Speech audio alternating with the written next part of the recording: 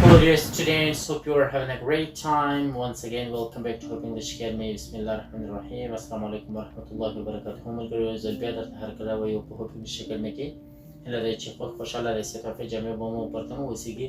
ملګرو نن موږ تاسو په بګنر 2 کلاس کې اووم نمبر درس لرو. په دغه اووم نمبر درس کې به موږ تاسو types of sentences by structure دوهمه برخه وایو چې دې ته ویل کېږي compound sentences. کوم چې موږ تاسو په پښتو کې ورته ویلی شو مرکبې جملې یا ترکیبي جملې. ترکیبي جملې اوس ته ویل کېږي او نن موږ تاسو د څه په اړه باندې خبرې اترې کوو. ترکیبي جملې دې ته ویل کېږي چې موږ تاسو فرضاً موږ تاسو داسې یو جمله وایو چې اشرف غني هېواد پرېښودلو ځکه حالت ښه نه و. نو اوس د اوله جمله له دوهمې جملې سره موږ تاسو چې کله نښلوو دې ته ویل کېږي compound sentences یا ترکیبي جملې. نو دا به موږ تاسو څنګه پر اساس د جوړښت جوړو داسې جملې.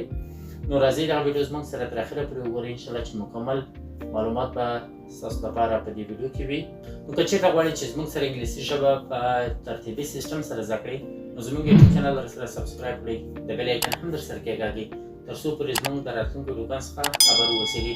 او دا ویډیو تاسو درسره کتلی شئ 25,000 کسانو کتلې ده. په دې 25,000 کسانو کې لا یې هم تر اوسه پورې 1000 لایکونه نه دي پوره شوي. یعنې تاسو په 25 کسانو کې هم یو کس داسې نه پیدا کېږي چې ویډیو ته لایک ورکړئ. ظالمانو د ایډیټینګ د هر څه موږ ستاسو لپاره کوو. نو ویډیو ته لایک ضرور ورکړئ او راځئ دغه ویډیو زموږ سره تر اخره پورې وګورئ انشاءالله چې ډېره معلوماتي ویډیو به وي.